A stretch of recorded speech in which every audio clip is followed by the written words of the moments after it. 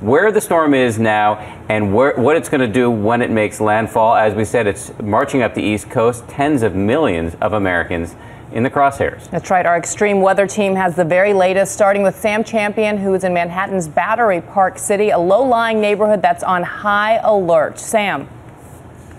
Yeah, I'm Bianna. Dan, good morning. You can see why. If you look right behind us, all that is New York Harbor. And where we're standing right now, this water is just about 3 feet from coming up over where we are. And if we're expecting a 4 to 10 foot storm surge, well, okay, enough said about that. Now, we'll also talk a little bit about that Amtrak and subway issue. Travel, no matter how you're thinking about traveling, roads, trains like Amtrak, they're all susceptible to trees down, power lines down, flooding and road closures like that. Even the New York City subway stations are a little concerned because, as we've just told you, if you're looking at about 3 feet of water before it tops the area here, all that water runs where? Into subways, and that's their biggest concern, that they may have to close down buses, may have to close down subways. There's a lot of weather problems and a lot of effects from the weather that will be involved in this storm. It's not just the storm surge, it's wind, it's flooding rains, and then it's the kickback. More rain will run off from wherever that heavy rain is going. So there's a lot, and even that little bit of snow that we think will hit in higher elevations as well.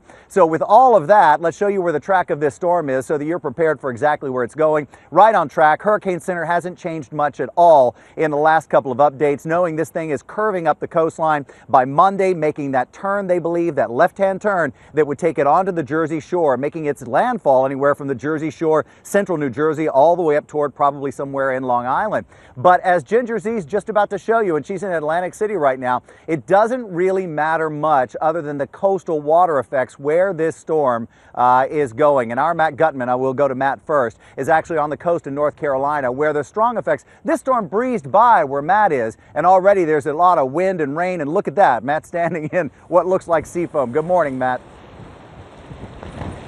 Breeze by is kind of the right term. It's still breezing by, and that's what's so shocking about this storm.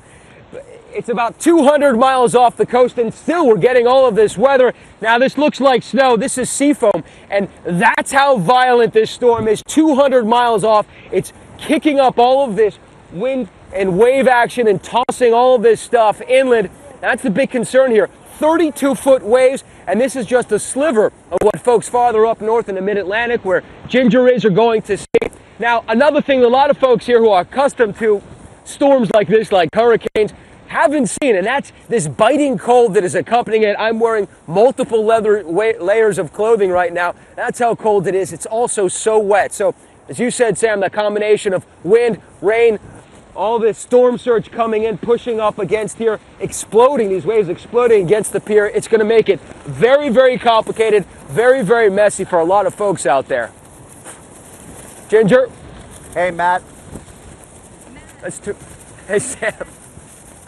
Can't hear you Matt. for all the sea foam in my face. I know you can't, Matt, but it's important for us to see that picture. And as you pointed out, that storm is 200 miles off your coastline. Look how angry that ocean is on that shoreline, and realize that we're expecting this storm to make a curve and move onshore somewhere near our Ginger Z is right now. Ginger's in Atlantic City. It may be a little north of you, Ginger, but as we're pointing out, it practically doesn't matter where this storm makes landfall. It's such a big storm with so many problems.